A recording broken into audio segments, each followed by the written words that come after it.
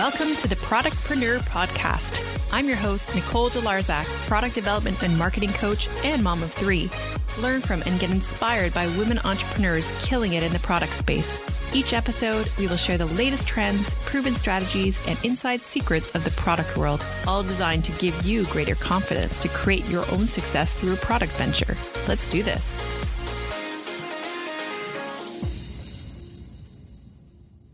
Welcome to another episode of the Productpreneur Podcast. Today, I'm welcoming an amazing young serial entrepreneur who's accomplished so much already. But first, I wanted to share a listener review. This is from Gardening Always.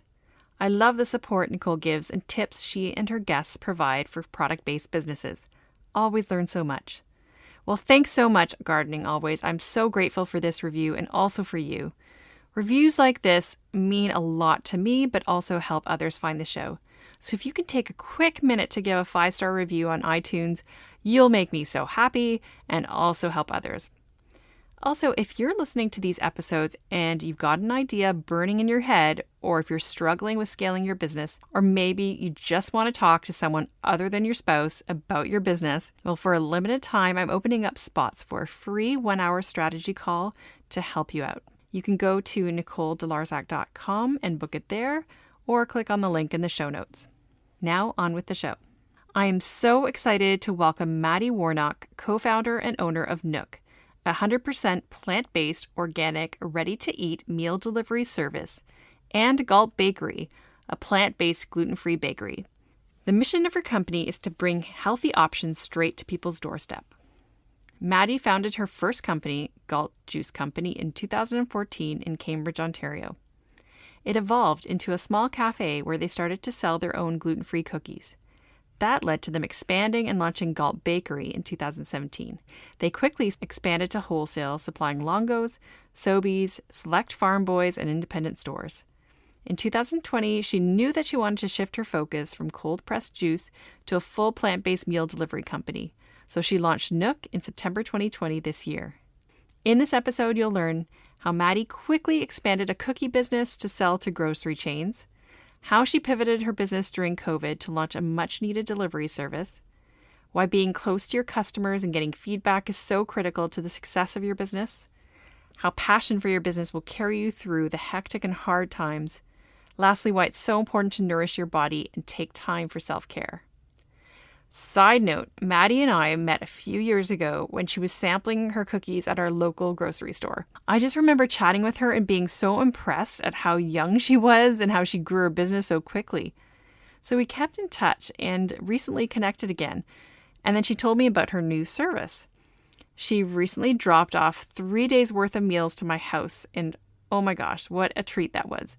She's so incredibly generous, and you're going to hear how she just wants to share her love of good food with everyone. Anyway, the food was delicious, and I really didn't want to share it with anyone. There was so much variety, the dishes were unique, and also, best of all, it was prepared for me, which was amazing. I felt so spoiled, and I also felt really satisfied, not full, but like satisfied because the dishes were really generous and super healthy. Plus, I also felt good knowing that the packaging is compostable and recyclable, so it's also good for the planet. So anyway, I hope you try out her delivery service. It's so delicious, and I'm sure you're going to love this show listening to her story.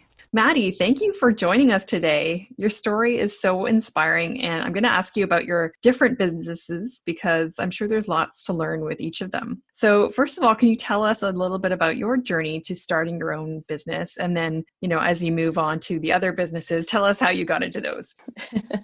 Yeah, of course. I have a bit of an unorthodox story, but I think everyone does. I went to university for accounting originally. And as most people do, I worked in restaurants to, make my way through school. And I absolutely fell in love with the restaurant world. I've always loved food. It's always been my comfort. It's kind of how I self-soothe. But when I started working for this wonderful Italian company down in Toronto, that was kind of the first time I understood what you can do through food, especially bringing happiness through food. That was a big thing for me. And as I was kind of working out of that restaurant, a couple of things happened in my personal life. My sister has been battling a very unique health issue for a very long time. And it really brought to the forefront of how important it is on what you feed your body. So I always loved health. I was always a very athletic kid, all that kind of stuff. And I decided that I was going to take a break from Toronto. So I moved back home to Cambridge, Ontario.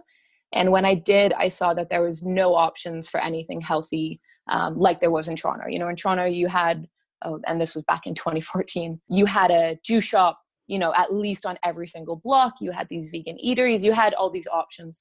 And then when I came to Cambridge, back to Cambridge, there wasn't any option. So I kind of jokingly decided to just start making some vegetable juice because that was a big thing for me. I love the convenience of cold pressed juice, so that even if you were, you know, really busy, if you could stop and grab a bottle, you're at least going to get, you know, a good amount of vitamins and nutrients into your diet. And that was May of 2014. When I moved back, I was 22 years old and like straight up just bought a tiny little home juicer, started making a couple of bottles of juice a day, sold it out of a friend of mine's restaurant downtown Toronto, downtown Cambridge, sorry. And like my machine could make, oh my goodness, I think it was like 8 bottles an hour or something unbelievably slow. So I remember I got my first big order, which back then was like 40 bottles. And I think I juiced until like 6 o'clock in the morning. And it was ridiculous. And like, again, it was like renting a little kitchen space. So I had no space and it was a mess. And so that was how I started. And then I started, you know, selling out a couple yoga shops, a couple, you know, small eateries. And then in October 2014, I found this space downtown Galt. My logo was, you know, the iconic bridges in Galt. And I decided to take the risk and open up a little shop. So bought a much larger juice machine, which could now make like 40 liters an hour, which allowed me to actually expand. And that was how I got started. And then the next 3 years was just me learning how not to run a lot of stuff. I think that was the easiest way to say it. I was so passionate about it and so excited about it that nothing could really like dim my energy. And I was almost like a little squirrel, like, oh my gosh, because I get very excited about food. So if I learned how to do something new, it was very exciting for me. So I didn't care how many hours it took to do it. I would just continue to do it. So over the next 3 years, I had my little shop in Cambridge, opened up a second location in Guelph, and opened up my commissary kind of in between. So I now had 3 locations, and it was a lot. During that time, I learned how to run a team, how not to run a team, how difficult it is to have consistent product when you're producing it in 3 different locations, you know, accuracy, customer service, how to train that. So there was all this stuff that I learned, you know, very quickly before I was 25. And I always kind of laugh and look back at that time. And that was my time to, learn how not to do a lot of things, but also obviously learned a lot of valuable lessons out of those locations, because we kind of turned them into little like vegan, you know, little cafes. We started making a gluten-free cookie because all of the products we made was in reflection to the customer. You know, they would walk in, we'd have a lovely chat, you know, and then they'd tell me about some type of food issue that they were having, or a product that they couldn't find, or products that they could find at grocery stores weren't great qualities. So my conversations with my customers guided what products we made. And one of those products turned out to be a quinoa cookie. And so we made this cookie that was gluten-free, dairy-free, egg-free, that tasted really good. And so we kept on making these out of the cafe, and we, you know, sell a ton of them. And then my local Sobeys manager, which, very long story short, was the father of a girl I played hockey with when I was like 10. Love small towns. He's this wonderful man. And he just came in. He's like, hey, I heard about, you know, you're selling this great cookie. Sobeys loves to support local. Why don't you just toss them in a bag? You know, we'll see if they sell. Toss them in a bag. Hilarious. Yeah. And that was around February 2017. And my only saving grace to why I can still do what I do has been my father. My father was in manufacturing his entire life. And he's been running his own businesses since he was my age. So I've always had him as my mentor and as my guide. And something that I probably would have said no of because it scared the crap out of me of putting food into a grocery store. He had all the confidence in the world. And so we developed Galt Bakery because why not keep it simple? And he essentially taught me how to produce something. I'll go full circle when we talk about Nook, but very long story short, my great grandfather started a business in Galt called Galt Knitting Co. So that was why I wanted to have Galt Juice Company and then Galt Bakery. That was kind of my ode to my family history. He taught me how to ramp things up, how to, hit margins, how to have consistencies, how to get certifications in a food premise, which is a lot different than a restaurant. So we went through all of these different kind of like growth periods of learning a lot, learning how to make a barcode. I had no idea. Learning what a UPC code was. And so there was all these kind of like small little things that that we did along the way. Like in the beginning, we labeled every single bag of cookies. So like at night, like literally we'd be sitting there watching, I don't know, basketball or something like that. And we'd be sitting labeling like thousands of bags. I have nightmares of labeling stickers. That's hilarious. And because that's just what you do, right? Because we kept on tweaking the recipe. We kept on tweaking things because we were no longer selling a cookie out of our shop that we made today. We were putting a product on a shelf that had to be there for minimum 2 to 3 months. So it was a big shift in that way. So that was, that's how we went from Galt Juice Company into Galt Bakery. And we expanded very quickly, definitely too quickly. Sobeys was amazing in how much support we had, but I definitely learned the challenges of growing quickly, distribution, and also being naive. I love food so much, and food waste is a big thing for me. It always has been. That's why I like with the juice company, everything that we've always done has been in glass bottles. We reuse them. We have a full recycling program. And when it came to our cookies, we would ship them to stores, and a lot of the managers were amazing. They would put it out for us, and local product is great. But then in some locations, and it's nothing negative on their end. It's just when you make something, you have such a deeper attachment to it. Right. You would go and the product wouldn't be rotated correctly. Right. Yeah. Or, the new ones would be in the back and the old ones would be in the back and the new ones would be in the front. And, and that, caused things to go off code. And because you're a local, product, you always want to be like, oh no, don't worry. Like it's going to sell. We'll take care of it. And just understanding that you need such a big team to cover ground. And that was a huge lesson I learned, was how much effort it takes to run a product like that. That's so interesting. Yeah, I just picture you going into the different stores and rearranging them. I have drove to every small town in Ontario. Oh, wow. And we would have days where like my dad would take like the west of Southern Ontario. I would take the east of Southern Ontario, and and that's what you had to do. And that's, and you do it and you try it. And so we scaled back on which locations we were out of. Okay. Because also we're a very niche product. They're handmade. They're on the high end. The price point when it comes to cookies, because we're not producing a million a day. We're hand making every single cookie. So then we kind of found that sweet spot of which stores we should be in, and then which that it just aren't worth our time. And that's a very hard lesson to learn. Is how to value your time. At least that's been a hard one for me.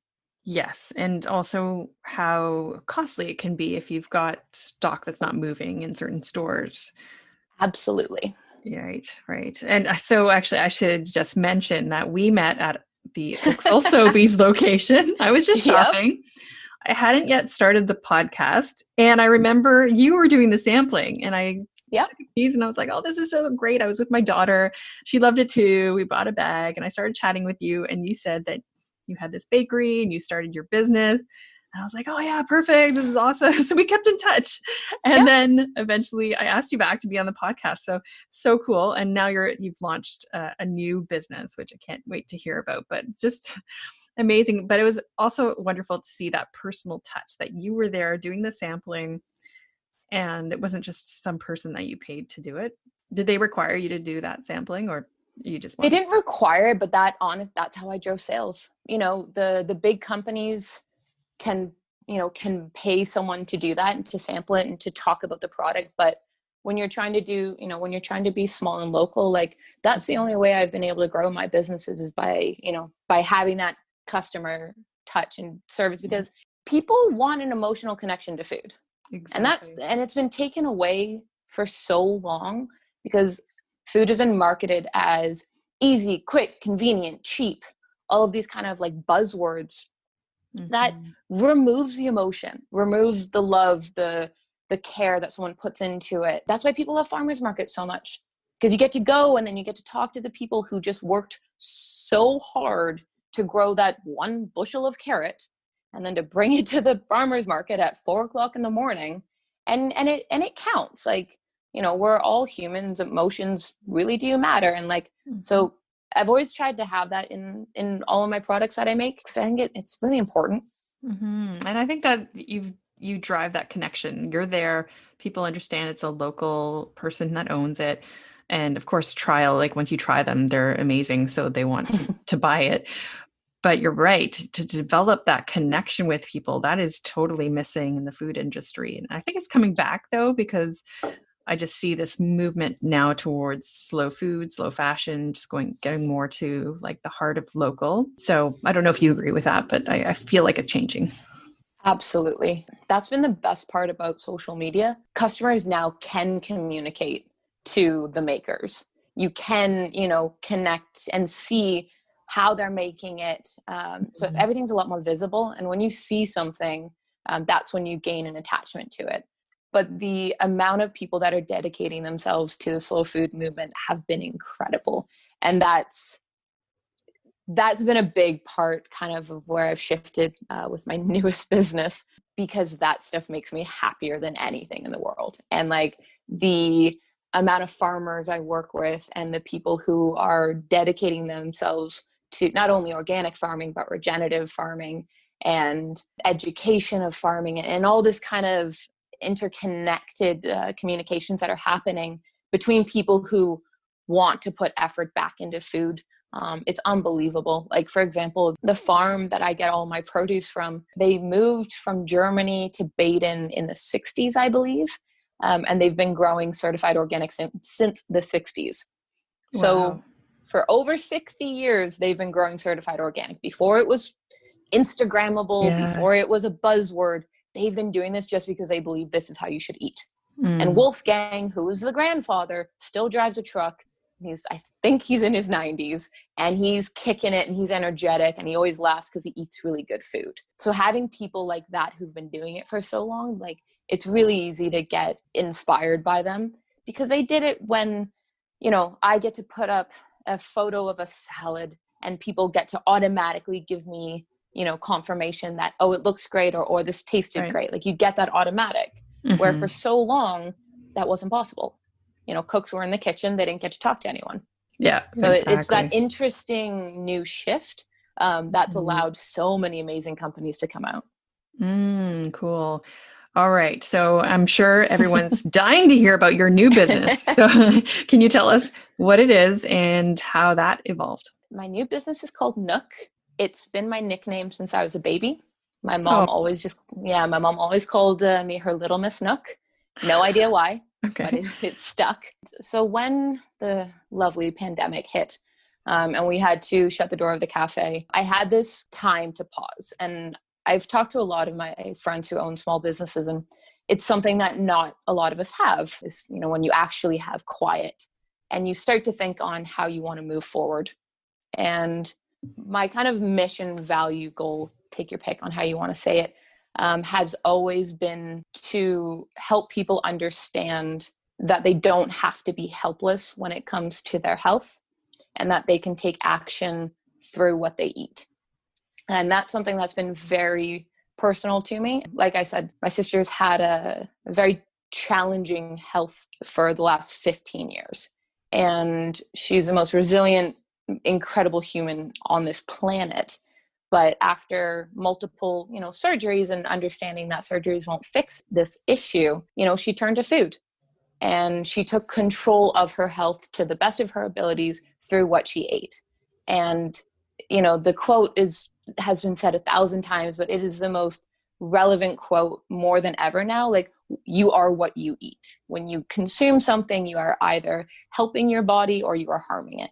And with my juice company, I loved what I did, but I was limited. You can't survive off juice. Right. I'd always recommend, to have 1 or 2 bottles a day if you could, but it kind of stopped there. So when I had some time to think at the beginning of the pandemic, I knew that I wanted to be able to provide food for people, and in a very specific way, because I also believe that no matter how healthy something is, if it sucks to do, you're not going to do it.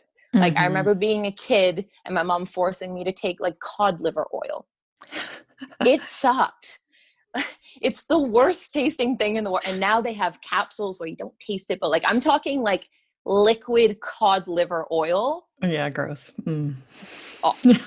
So I never wanted to do it. So I never consistently did something that was really healthy for me. Over the years, I've gotten to talk to my customers for 6 years on what food they like, what food that they wish they could have all the time. And, during COVID, most of my customers are working parents.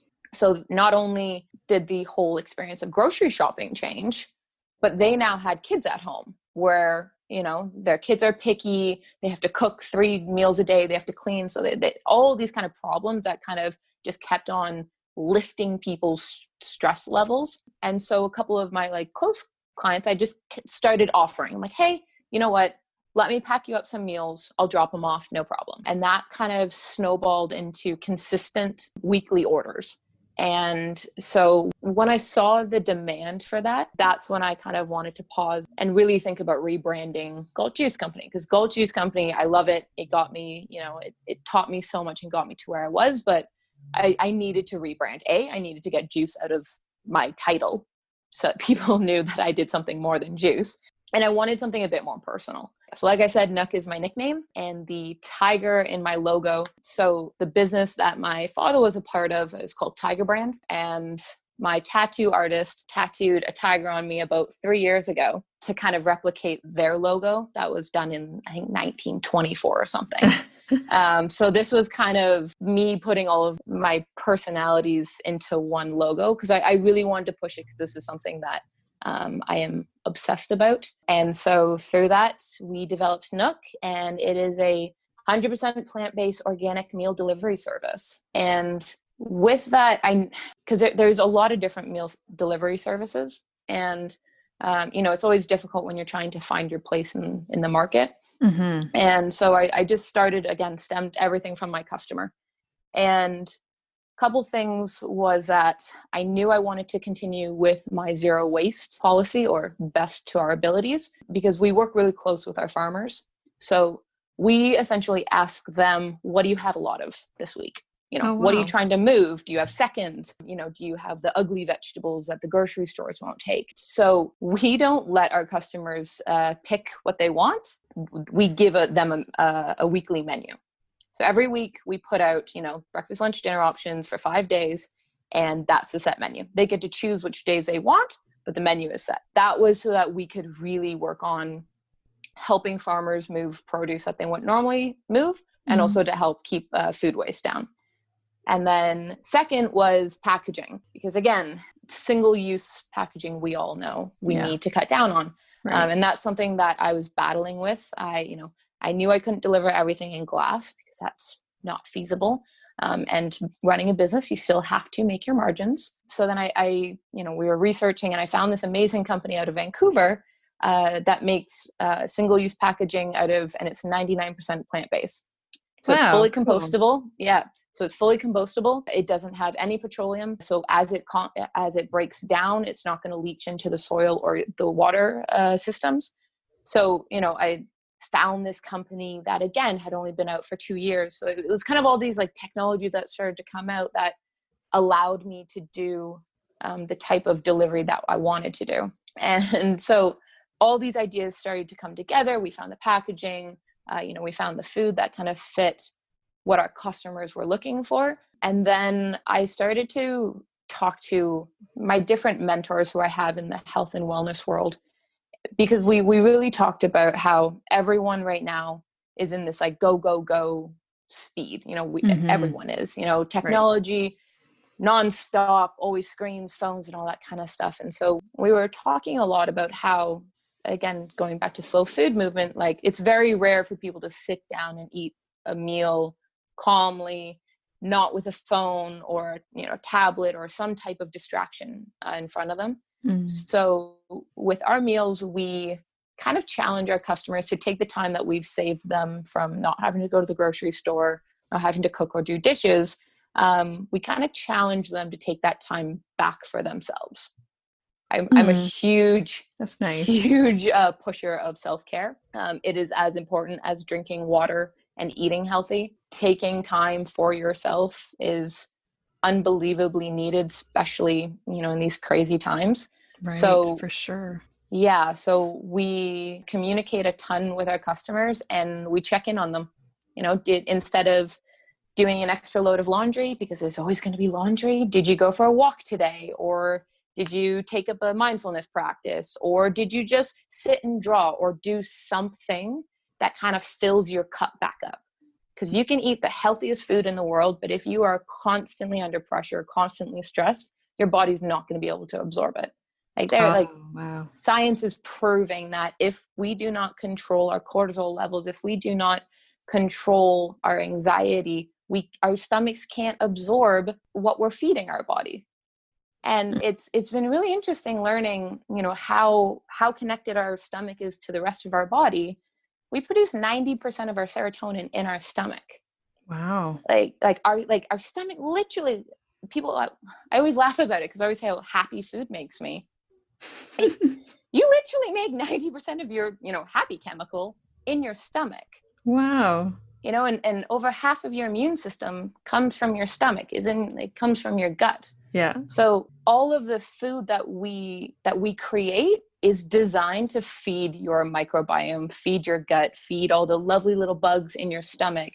Everything that we do is in order to help give those little bugs the vitamins and the phytonutrients that they need in order to produce to be able to stay healthy and happy. Because the more diverse that you can have your microbiome, your gut, the more diverse it is, the better you have at being able to fight off, simple things, but also the really big, scary ones. Like, again, going back to that, you are what you eat. It's so important. It's so important to feed yourself things that are going to fuel you. And so that's what we're doing with Nook. Wow. Okay. So I've just so much I want to touch on, but one thing you just said about feeding your body and how the serotonin is produced in your stomach, that's amazing. I just actually last night I was in an evening with Joy McCarthy and she was talking about the same thing. And I feel like the universe is trying to tell me something, maybe. I don't know. Maybe I should be watching more. I feel like I want to drink a juice right now, like a freshly pressed juice. Okay, so yeah, I'm definitely getting hungry after speaking with you, but I also just love all that you're doing that just speaks to what is happening with our planet and how the movement towards plant-based foods is so prominent because of the environmental impact, also just for our gut and our health, and the idea about like zero waste or moving towards less waste. What you're doing with the farmers. And I mean, it's just amazing. And also the packaging. Actually, I did subscribe to those meal kit company. I won't mention which one, but a meal kit company that would deliver my meals every week. Although I had to cook them myself and prepare them and everything. But I cut down on my shopping and I got the recipe Yeah, of and course. kind of like made things more diverse for our family. And we loved it. But it was the packaging that made me cancel my subscription because I thought, every week I'm producing this much waste with the box and all the stuff that it comes in.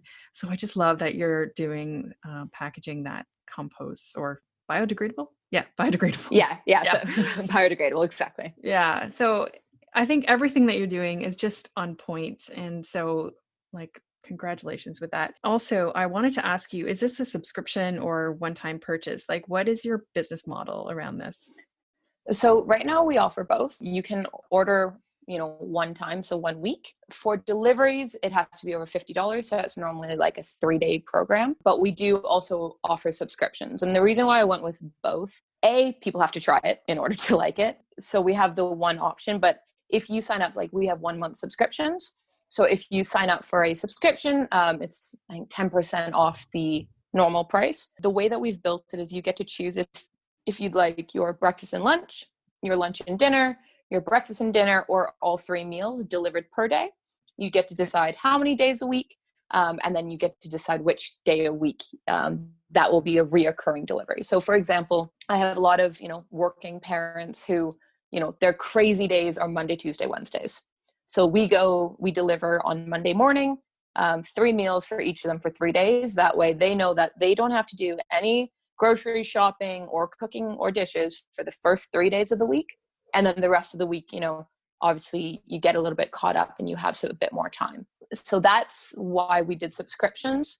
And it was funny because I tested both models for a while, and I wanted to stick with both. And I'll be honest, it's going to be interesting to see how that changes over the months, to see if, I go with one or the other. But right now I wanted to do both. Because like I said, all of my decisions have always been because of my customers.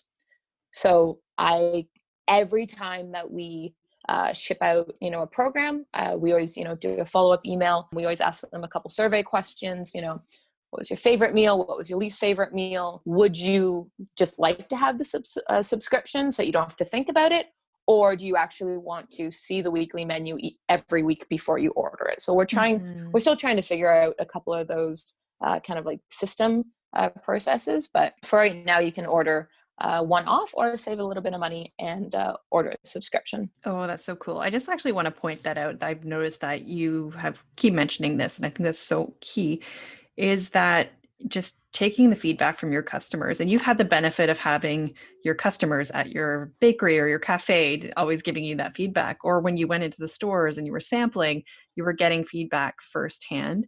But I just think that's so important, either in a focus group setting or getting it firsthand by going out there and asking people before you actually keep moving forward. Yeah, so I just think it's so important to get that customer feedback, and it sounds like that has really benefited your business. So congratulations there. And then I also wanted to ask you about who's buying. Like, do you find that these are families who are purchasing, or is it just sort of younger, more affluent couples in the cities? I'm just curious about that because I would just like personally love it for my family, but I don't know if my kids would want a plant-based meal. So what do you say for families, and how do you kind of position yourself? So most of my customers, I'll be honest, are female between, 25 and 55, kind of that gap. And what I find is a lot of my customers, and I found this in the juice world, they struggle because they're trying to make a change in their diet, whether it be cutting out dairy or reducing gluten or cutting out refined sugar, whatever it is. And that's something that our meals don't contain any dairy, don't contain gluten, they don't contain egg. I say plant-based because I'll use honey sometimes, but other than that, they're fully vegan. And so and no sugar whatsoever. So a lot of my customers want to kind of eat that way, but their family doesn't. And that's always been where they struggled. Is, they're like, well, I don't want to cook 2 meals because, Right. my husband, and we have a lot of guys on there. I'm not trying to pick on them, but, for most part, it's my husband doesn't want to eat this way. My kids don't want to eat this way, but I do. So what we kind of do is we're like, okay, we'll deliver yours. And then, the family can eat in that way. And the best part about that has been seeing the comments on like, Maddie, my husband actually tried this. He actually liked it. He asked me what it was. And it's kind of this like really funny excitement that a lot of my customers get when they get to share like a chickpea parfait. Sounds terrible. Sounds Mhm. really bad. But when you blend it with some stuff, you turn it into this, like it literally tastes like really thick pudding, like really good, delicious pudding, Oh. but it's actually organic spreaded chickpeas, which have a ton of vitamins, nutrients, and a ton of protein. You have that in the morning and you're going to feel full until past lunch. Oh, So it's cool. kind of this like funny trickle down effect on, someone who wants to eat very healthy has it, and then someone tries it. So I've seen the patterns of, one person buying it in a household, and then maybe in a couple of weeks I see, oh, they are now ordering two because their husband wants to try it. Or do people want to try to be plant-based 2 days a week? Because that's another thing, right? And like I'm personally not vegan. I've been vegan for about an 8-month period. And I'll be honest, I saw a decline in my health. I never push any certain way of eating on people because everyone has a different history. Everyone has a different availability to it. But I only consume meat, once or twice a week. And it's always very high quality from a local butcher. Like and those are just my own personal, eating habits. But I see a lot of families who are now trying to have meat a couple days a week.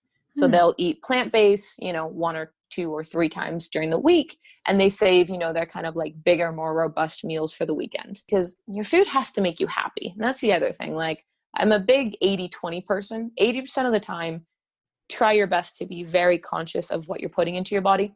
20% of the time, enjoy it. I love wine. I'm never going to stop drinking it. Like there are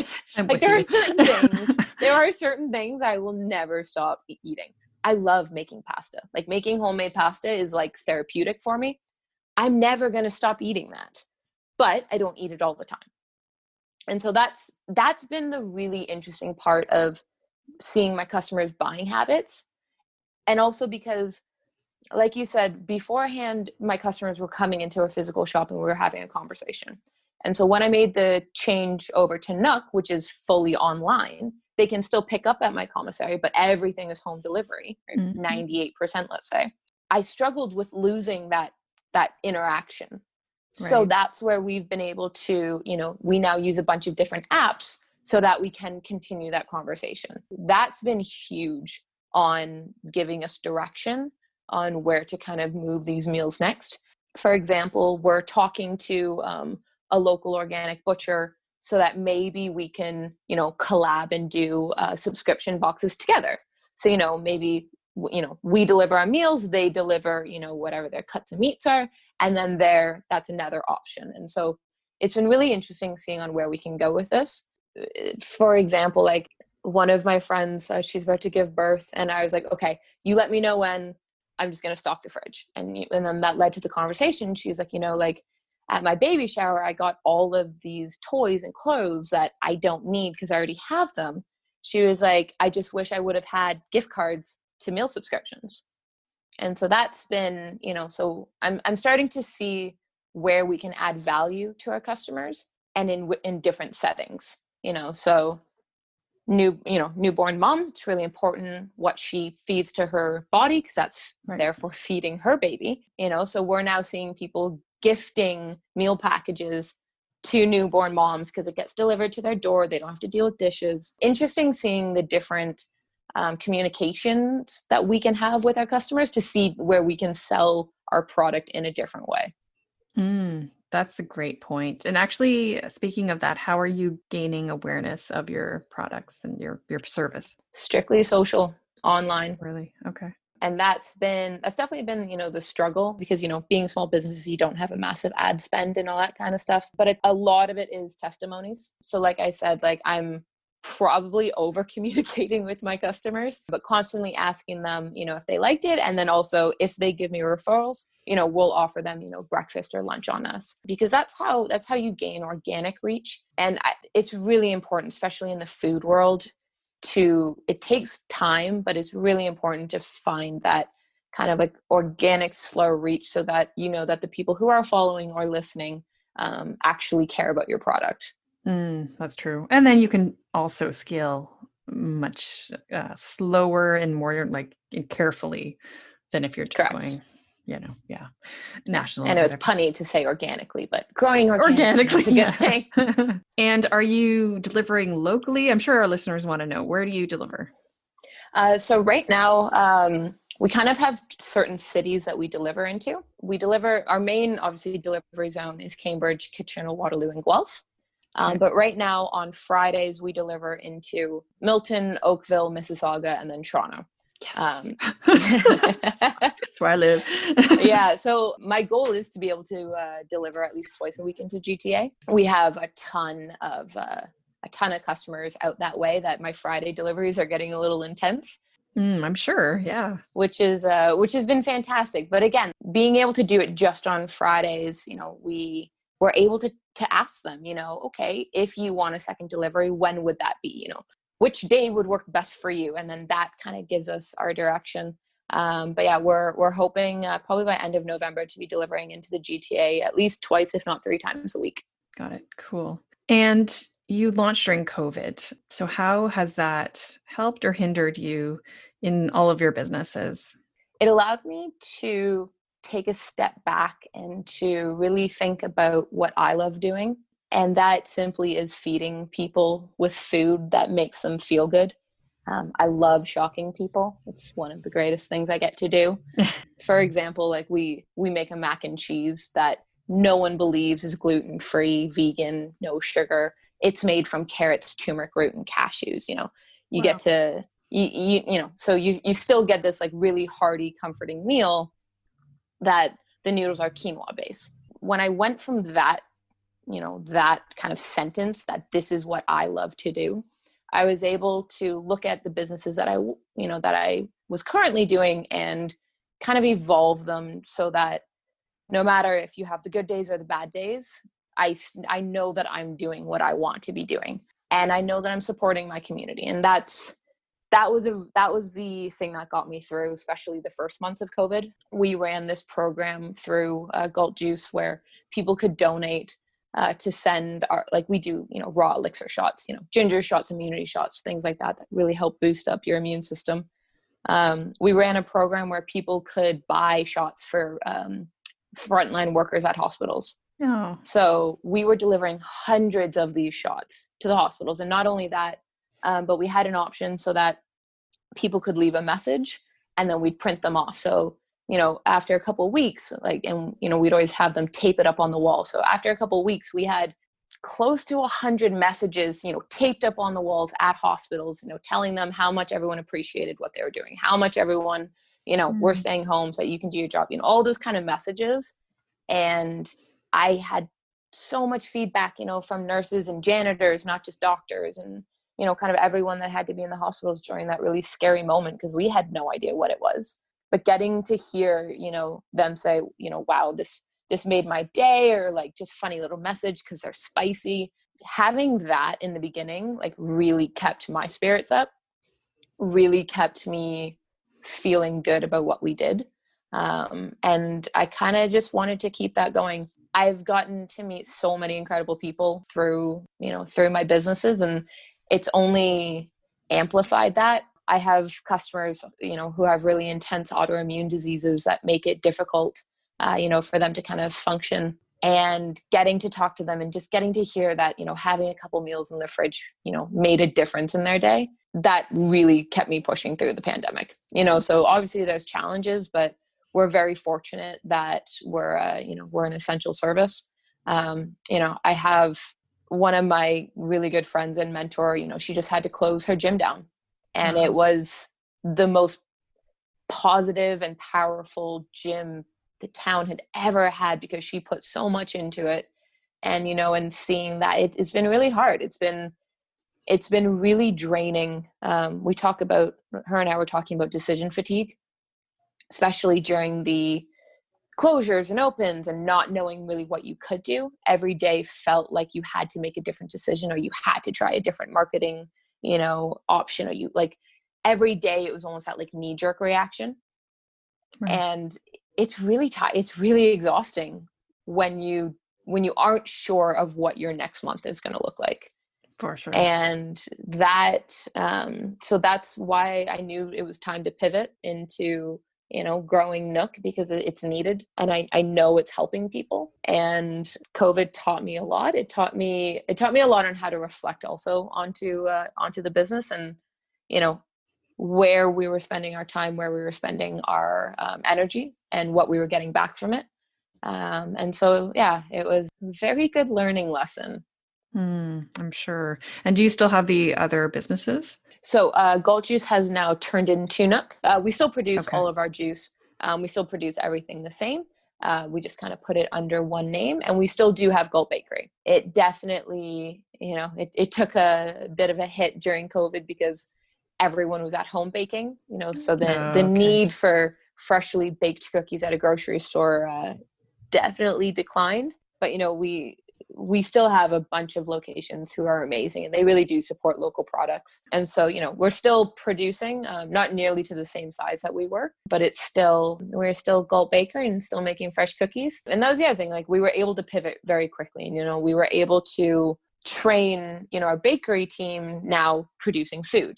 So it was, so we were able to change and kind of adapt to the market. So still running that side of it, but Okay. yeah, it's just been a different couple months. How do you manage all of that? Like that's a lot to have both of them running. Definitely. It's funny because I feel like I'm back in startup phase, and Right. it's been really interesting going through because the first time I did it I was 22. Yeah. No idea what I was getting into. Just very optimistic on what I could do. And now it's almost 7 years later, and I'm able to look at kind of this startup phase much, in a much different light. My biggest thing has been time tracking. So I'm now tracking how long it takes me to do things so that I'm able to, at the end of the week, sit, reflect, decide if that was time worth spent. And that's really helped me balance both of them. I had to, make the decision to be okay that, one side of the business isn't going to get as much attention as the other side of the business because, this is what the market's showing. These are what the trends are showing. You really do have to make some quick decisions. Closing the shop was very emotional. Just because I felt like I grew into myself running that little shop, and it was I had a lot of amazing memories there. I met most of my customers there. I learned how to communicate to my customers in that shop, and so closing that down was tough, but it also felt like it was the right time to kind of close that chapter, because then that gave me time to launch, kind of the next project. And it was also, as emotional as it was, I was also really proud to see it, because small business owners, entrepreneurs, call them what you will, very rarely do you stop to think about what you've done. Because you're always so critical on yourself, and you're always, you're measuring yourself, you're testing yourself, what was your ROIs this month? Like, you're constantly just thinking next, what are you doing next month? What are your numbers? What are you hitting? And so, when I close the shop, I'll be very honest. I went down with a lovely bottle of whiskey, because I really do enjoy whiskey on some evenings. I went down with my dog, and I, sat in the shop on the last night and, got to reflect on it. And it was a very wonderful experience that I'm very grateful to have had. So That's amazing. You've done so much and you're so young. And here's another question. If we eat your food, are we going to look like you? Because everyone would imagine all this talk about food, but she's just beautiful and fit and everything. So I had to mention that one. Honestly, again, you are what you eat. You do have this glow about you. I eat, I'm not gonna lie, I eat my food, 5 or 6 days of the week. And I've had moments where I've been incredibly unhealthy, because I got close to burnout and I wasn't sleeping. And that's why I kind of pushed that self-care. Like, people laugh at me, but like, I am very regimented during the week. I am in a bubble bath before 10 o'clock.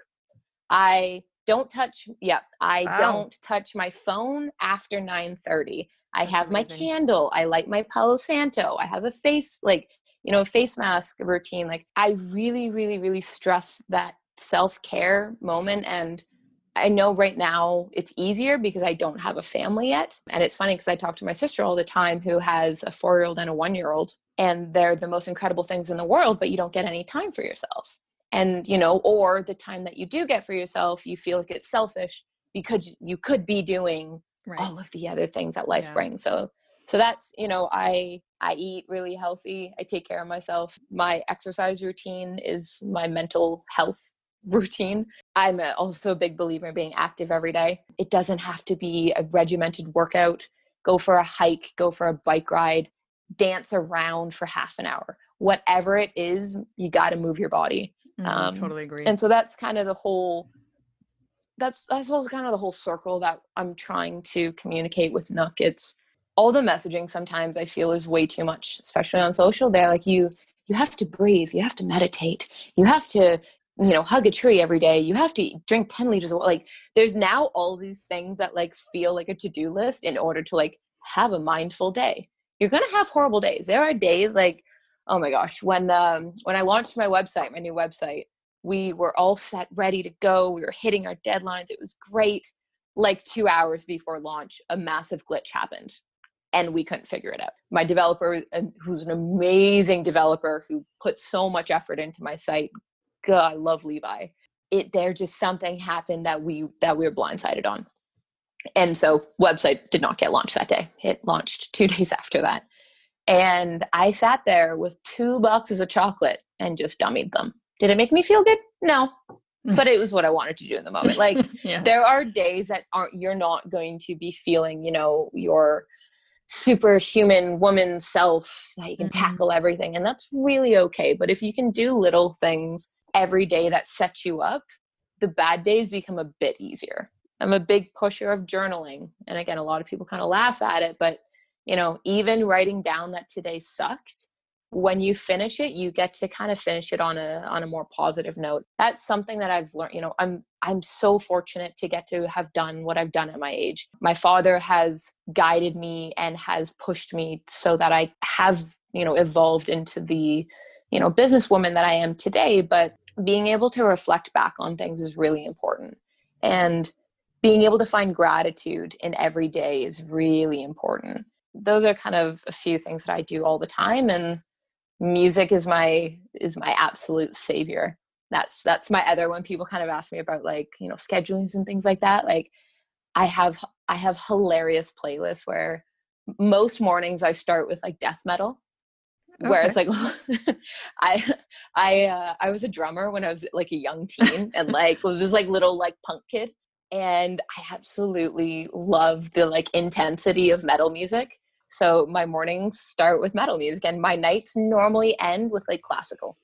Oh. Like I use music to also like kind of guide my moods, because I'm quite an emotional person when I want to be. Yeah. No, I think that's so great. Such a good reminder that self-care and taking the time to eat your food slowly and to take moments and make sure you're active is so important to just any entrepreneur or anybody, actually. It's key. It's been so amazing talking with you and learning about your journey. I just love that you've done so much in such a short period of time and you've been super successful. So I just want to thank you for coming. And I wanted to ask also if you can tell us how people can find you and your business and what else that you'd like to add. Yeah, of course. So our website is www.eatnook.ca because nook.com was taken. Found that out. On social media, for example, on Instagram, we're at Nook by Galt Juice. And then we wanted to do a little giveaway. So if you're in our delivery zones for this podcast, if you type in the code NDL15, so all caps, you're going to get 15% off any meals, any juice, any programs that we offer on our website. We would love your listeners to try us out. Ooh, for sure. And I'm going to do that as well. Thank you so much. Super generous. And thanks for coming. And I can't wait to see how your business grows. And actually, for those who are listening, if you could share this so Madi could get more awareness of her wonderful brand and service, that would be amazing. Thank you so much, Nicole. Thank you. Thank you for listening to the Productpreneur Podcast. If you loved this episode, we'd be so grateful if you could take a sec to subscribe, share it, and review it on Apple Podcasts. Your review will help more women build their own dream product business. By the way, if you have any feedback, comments, or questions, email me at info@nicoledelarzac.com. Until next time, keep dreaming up those product ideas.